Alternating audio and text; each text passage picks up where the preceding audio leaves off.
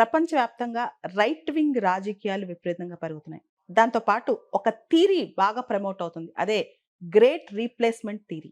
అంటే తెల్లవాళ్ళు తక్కువైపోతున్నారు. ముఖ్యంగా European countries, అమెరికాలో వాళ్ళ రేస్ తక్కువైపోతుంది. చాలా మంది విదేశాల నుంచి వచ్చి అక్కడ సెటిల్ అయిపోతున్నారు. దానివల్ల వాళ్ళ ఉద్యోగ అవకాశాలు కావచ్చు, వాళ్ళ కల్చర్ కావచ్చు, అండ్ వాళ్ళ సోషల్ బాండింగ్స్ కావచ్చు, ఇవన్నీ మిస్ అవుతున్నాయి. వచ్చే తరానికైతే అస్సలు పూర్తి స్థాయిలో వాళ్ళ తరానికి ప్రాపర్ కంట్రీ ఇవ్వలేకపోతున్నాం. ప్రాపర్ కల్చర్ ఇవ్వలేమని చెప్పి వాళ్ళ భావం అండి. లండన్ ఈస్ బికమింగ్ లండనిస్తాన్ అని చెప్పి ఈ వాటికే ఒక స్టేట్మెంట్ వచ్చేసింది. అంటే పాకిస్తానీసు, ఇతర దేశ వాళ్ళు లండన్‌లో బాగా పెరిగిపోయారు. స్థానికులు తక్కువైపోతున్నారు.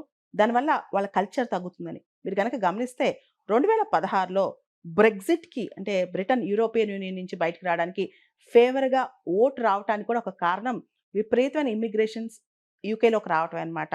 యునైట్ ద కింగ్డమ్ ఈ మొత్తం ఈ ర్యాలీలో చాలా పెద్ద స్లోగనే రీక్లెయిమ్ ద బ్రిటన్. మా దేశం మాకు కావాలి. గో బ్యాక్ ఇల్లీగల్ ఇమిగ్రెంట్స్ అక్రమంగా స్టాప్ ద బోట్స్. బోట్స్ అసలు రావద్దు. ఇంగ్లీష్ ఛానెల్‌లోంచి అక్రమంగా బోట్స్ వచ్చేస్తున్నాయి. ఆ బోట్స్ అసలు రావద్దు. పడవల్లో అక్రమ వలసదారులు వస్తున్నారు.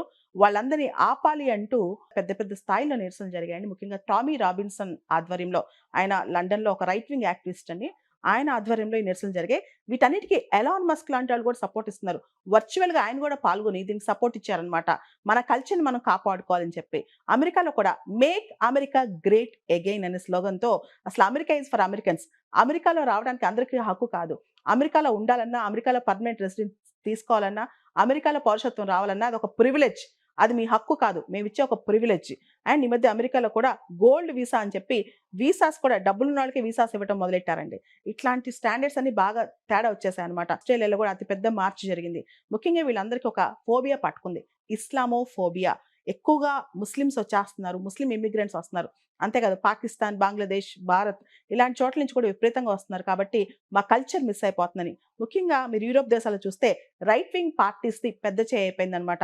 జర్మనీలో ఏఎఫ్‌డీ కావచ్చు, యూకేలో రిఫార్మ్ యూకే కావచ్చు, ఫ్రాన్స్‌లో నేషనల్ ర్యాలీ కావచ్చు, అదేవిధంగా స్పెయిన్‌లో వోక్స్ పార్టీ కావచ్చు. ఈ పార్టీస్ అన్నీ కూడా గ్రేట్ పేట్రియాటిక్ కన్వెన్షన్ అని చెప్పి రెగ్యులర్‌గా కన్వెన్షన్స్ చేసి యూరోప్‌లో లీడర్స్ అందరూ మీట్ అయ్యి బయట వాళ్ళని బయటకి పంపించేద్దాం అని చెప్పి.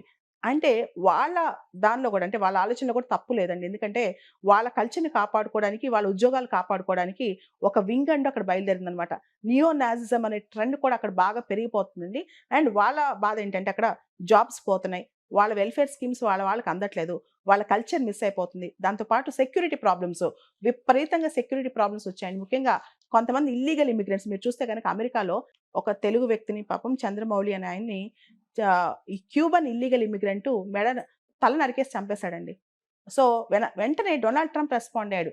ఇల్లీగల్ ఇమిగ్రెంట్స్ విషయంలో మేము సాఫ్ట్‌గా ఉండము అని చెప్పి. సో, అసలు వలసదారులొద్దు, అక్రమ వలసదారులు అసలే వద్దని చెప్పి. ఇటలీలో కూడా బ్రదర్స్ ఆఫ్ ఇటలీ పార్టీ అని ఒక పార్టీ ఉంది. దానిలో జార్జియో మెలోని ఒక మాట అంటదనమాట. ఇస్లామిక్ వాల్యూస్‌కి, యూరోపియన్ వాల్యూస్‌కి అస్సలు సంబంధం లేదు. కానీ యూరోప్ మొత్తం ఇస్లాం వచ్చి చేరుతుందని చెప్పి. ఇలా ప్రపంచవ్యాప్తంగా మనం చూస్తే గనక ఒక థియరీ బయలుదేరింది. అదే గ్రేట్ రీప్లేస్‌మెంట్ థియరీ అంటామండి.